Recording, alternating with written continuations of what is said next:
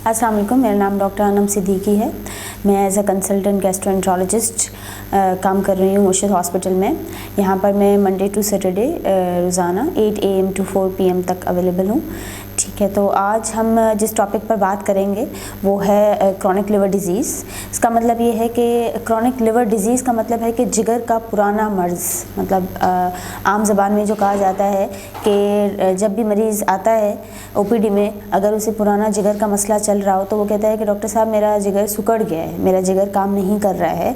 और ये मसला मुझे बहुत पुराना है और मुझे काले पीले का भी असर है, मतलब हेपेटाइटिस B या C की वजह से जिगर पर असरात आ गए हैं, जिसके लिए मैं जिगर की बीमारी में मुब्तला हूँ। तो क्रॉनिक लिवर डिज़ीज़ जिसको हम आम मतलब नॉर्मली जो हम वर्ड सेंटेंस यूज़ करते हैं वो यही है कि क्रॉनिक लिवर डिज़ीज़ मतलब जिगर का पुराना मर्ज़ जिसमें जिगर सुकड़ गया है, जिगर कमज़ोर हो गया है, जिगर की जो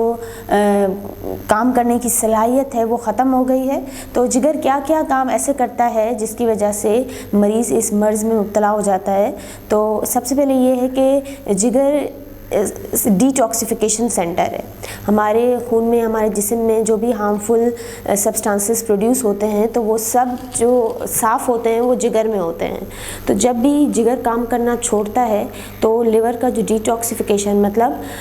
हार्मफुल चीज़ों को जो साफ़ करने की सलाहियत होती है वो ख़त्म हो जाती है। तो इसके लिए जिगर का जो मरीज़ होता है वो कंप्लेन ये करता है कि डॉक्टर साहब मैं बेहोशी उनूदगी में चला जाता हूँ, मैं बहकी बहकी बातें, मतलब जो इनके साथ होते हैं वो बताते हैं कि अमूमन बहकी बहकी बातें करते हैं, दिन में सो रहे होते हैं, रात में जागते हैं। तो ये अलामात ये है कि जिगर पर असरात आ रहे हैं, जिगर ने काम करना छोड़ा है और जिगर का जो काम है डिटॉक्सिफाई करना वो ख़त्म हो रहा है, जिसकी वजह से वो सारी जो टॉक्सिक सब्सटेंसेस हैं वो डायरेक्टली ब्रेन पर अफेक्ट कर रहे हैं और मरीज़ को ये कंप्लेंट्स आ रही हैं। दूसरा जो खून जमाने के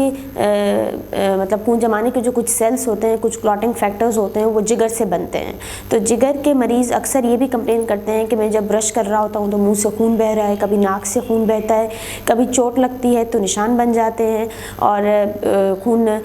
बहना शुरू हो जाता है तो रुकना मुश्किल हो जाता है। तो ये भी जिगर के मरीज़ों में देखा गया है जिनका जिगर काम करना छोड़ देता है। तो जैसे PDINR एक खून का टेस्ट है जो ये बताता है कि वाकई जिगर पर असरात आ रहे हैं और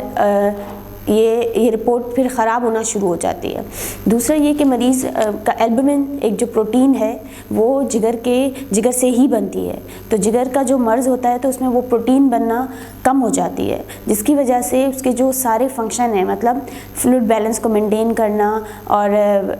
पेशेंट की न्यूट्रिशन को मेंटेन करना, वो सारी चीज़ें भी डिस्टर्ब हो जाती हैं। तो जिसकी वजह से जैसे ही वो एल्बुमिन कम होता है तो मरीज़ के पेट में पानी आना शुरू हो जाता है, पाँव पे सोजिश आना शुरू हो जाती है। तो ये भी इसी वजह से है कि जिगर एल्बुमिन बनाना छोड़ देता है।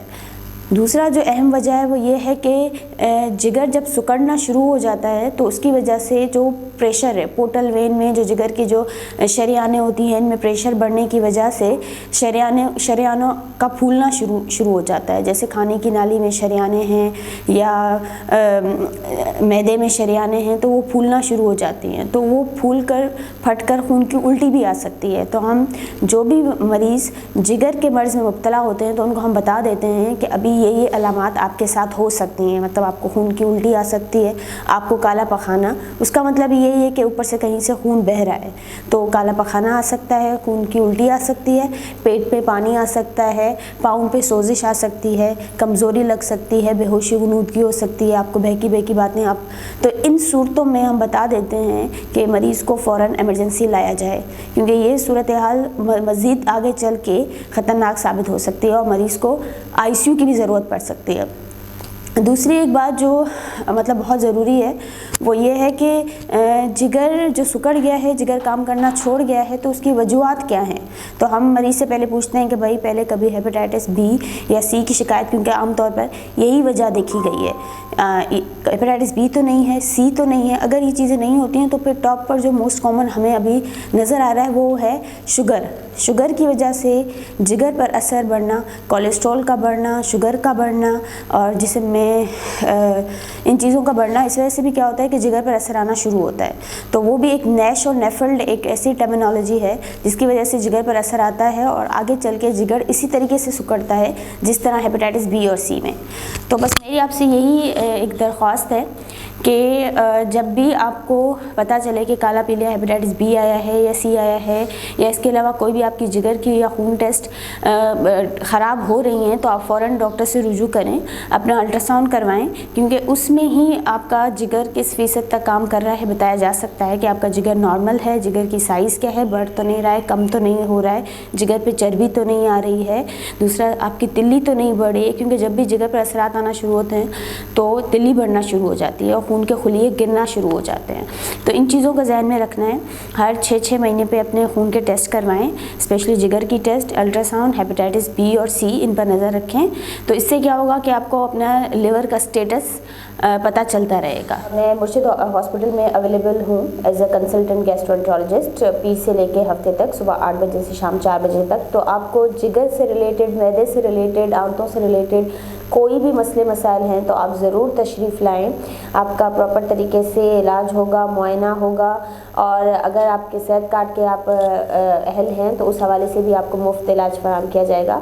तो आप ज़रूर तशरीफ़ लाएं, इंशाल्लाह आपका बेहतरीन इलाज किया जाएगा।